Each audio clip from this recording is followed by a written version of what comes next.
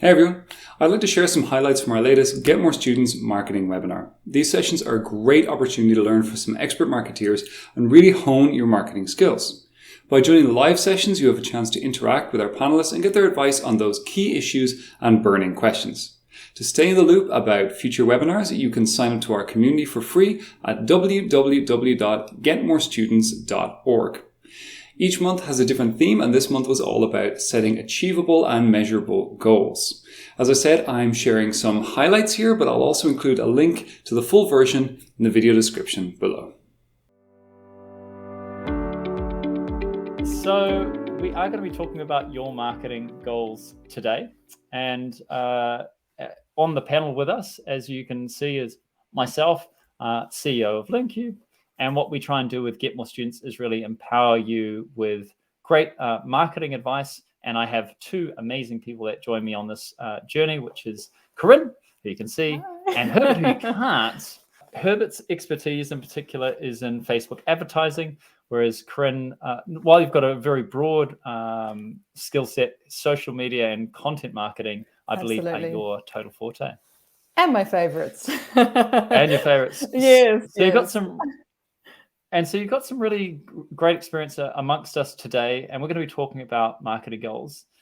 And let's just start with, why even set goals in the first place? And I think the first one is it's about taking control and building some direction for your business and for the kind of work that you're doing.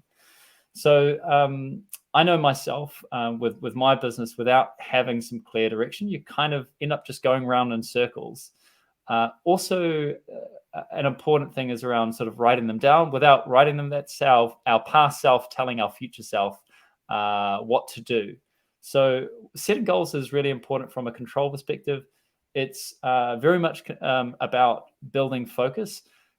Building goals, the process itself is helpful. It's not even just the outcome, but the process of goal setting is an incredibly helpful process. So I think that's worth keeping in mind of why to do it. Results, it is there in the results. You can look at almost every successful person, and goal setting is something they all have in common. So there's no real reason not to do it.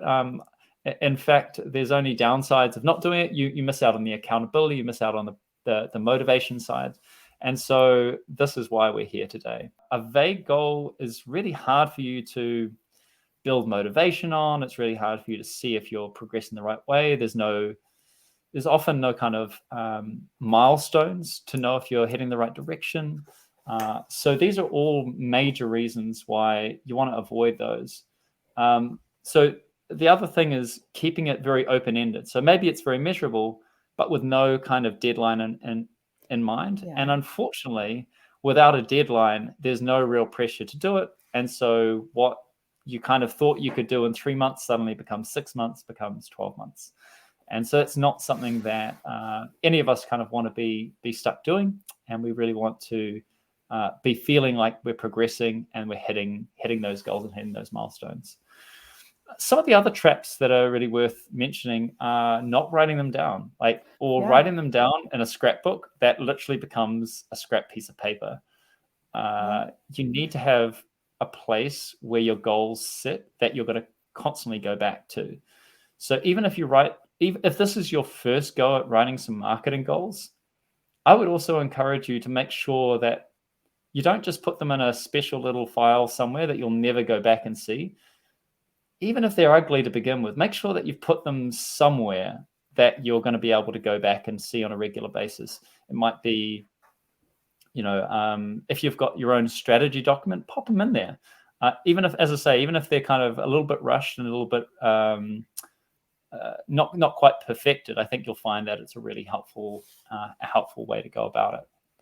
It also helps to hold yourself accountable. When they're down on paper, they're real. They're not just ideas. They're actual, real, tangible things. And so you do have that sense of accountability, if not to anyone else, to yourself when they're down on paper. I was wondering if you had any good examples are there any marketing goals that you've had that or seen that you felt were particularly good? Ooh, that's a very good question. I mean, it comes down to really being specific. And I think that that is what is kind of the hallmark of a good marketing goal, because when we're not specific, we sort of open ourselves up to going off course, to maybe, heading in a direction that isn't focused enough to get to where we want to be. And it also sets us up for failure, because if we open the doors too widely, well, then, how do we really know what we're trying to achieve? So I think that the hallmark of a really good, tight marketing goal is to be really specific and to make sure that you have something that's very measurable. So even if your goal is to raise awareness on a particular, so for example, raise awareness on Instagram or wherever it might be, that's fine, but you need to really understand and work out what those metrics are, what those numbers are that are going to tell you if you have, if you've actually got there. That said, I would also still recommend that you have some percentages or some numbers actually in your goal. Because at the end of the day, qualitative things are lovely, they're nice. But when you're trying to, and especially if you're trying to convince a manager or a director that you need more budget, having these numbers and being able to show we were here and now we are here is very, very powerful. Great. I'm going to bring up another question. So what would you advise if you're halfway, if you really do feel like you're not going to reach your goals halfway through the year? I mean, even like, for example, people might be putting together their first quarter and we're now almost at the end of February. What happens when it just looks like it's not going to happen? Do we readjust? Do we, or do we just stick with it and just accept that we've got a difference? I mean, my personally as well, but my recommendation is that we reflect on what we've done, we reflect on how far we've come, and then we adjust. Perhaps our original goal was just a little bit too big to start with. Maybe we wanted to achieve, again, an easy example, 1,000 followers on Instagram, but we only had 200. And, maybe that was just a bit too much of a step to start with. So, I mean, I always reflect, and if I can see that I'm tracking well, then maybe it's just a question of, tweaking the timing. I mean, okay, if you have to have your goals achieved or not by a particular time frame in order to present that to somebody else at your school or in your business, that's a little bit different. Then you might want to look at how you're trying to get there. Maybe there is a little bit of a hole or a bit of a disconnect in what you're actually doing to get there. At the end of the day, if you really think the numbers are too big, there's no shame in bringing them down just a little bit. It's not about making it easy, but it is about, making it achievable. Yeah, I think also it comes down to motivation, right? Like if you really don't feel that you're being motivated by your goals, they're not serving their purpose as well. So I really think that's an important thing to keep in mind, is it's okay to change them as long as they're going to be motivating and keep you on track. I think from my experience as well, goal setting, the hardest thing is not being too ambitious. And it takes a lot of experience to try and get used to setting more realistic goals, particularly if you don't have much data. Absolutely. And I think it's also important to remember, if we're setting goals for a team, they have to be goals that everyone is going to get excited about, that everyone's going to buy into, because, if we're setting them for a team, they're likely to be bigger goals. And so we need all of those different moving parts, all of those different players in our team in order to push us to get to the end goal. We've got let's call it one of our last questions here. So just when is a good time for setting goals? I think this is, it's very topical since we're near the start of the year at the moment, but not at the very beginning. What are your thoughts on this, Corinne?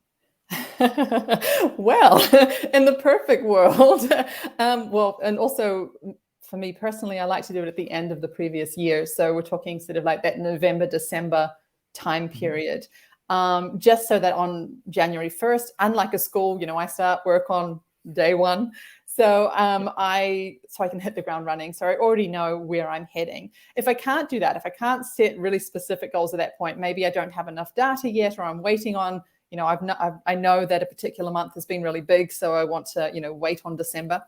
I would set sort of the long-term goals or the bigger goals, but leave the tweaking and the drilling that down to the small steps, the smaller goal pieces until sort of January, February.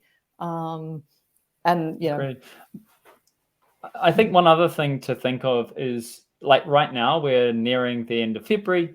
If you're looking for your first quarter, it's going to be hard for you to set. Well, maybe you can set some initial goals, but it might be this is now the time maybe to be setting your next quarter two goals. Definitely. Yeah. So don't kind of get caught into, I have to do goals and it has to be for right now. It kind of gives you some leverage and or at least some room to breathe. I really like, and I agree with you, Corinne, like the best time to be doing these goals is, when you've got a quieter period of time, you've got some proper time to reflect. Usually the end of the year is a quieter time for a lot of people.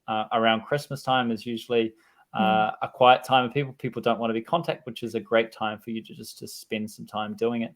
And likewise, I would also say there's no bad time to set goals. If you don't have goals, then the right time is now. Absolutely. I'm going to go into just talking about Herbert, who has been busy in the chat. He's done a fabulous job. And you can find more about Herbert and Herbert's business at hello@herbertgoetze.com. Likewise, I'd love you to catch up with Corinne. Corinne, where are they going to find you? Everywhere. No, you've got my email address there. So that's kalg@corinnealg.com, or my website, or probably the best and fastest way to get me is always on Instagram. And my handle is @Kaie, _marketing. Fantastic. And lastly, from me, I'd really like to introduce you to the Get More Students community. We started this off as a podcast focusing on giving ideas and inspiration for language school owners and tutoring business owners. And we've now moved into this workshop on a monthly basis. And now we are providing a community, a place for you to hang out, to have your questions asked and answered. And we really look forward to supporting you. The way to find us is at www.getmorestudents.org. It's all about helping you with marketing and getting started. So if you sign up, it's all for free and you're going to get some great resources. So thanks so much for listening in, and we look forward to catching up with you next time. Thanks again. Bye.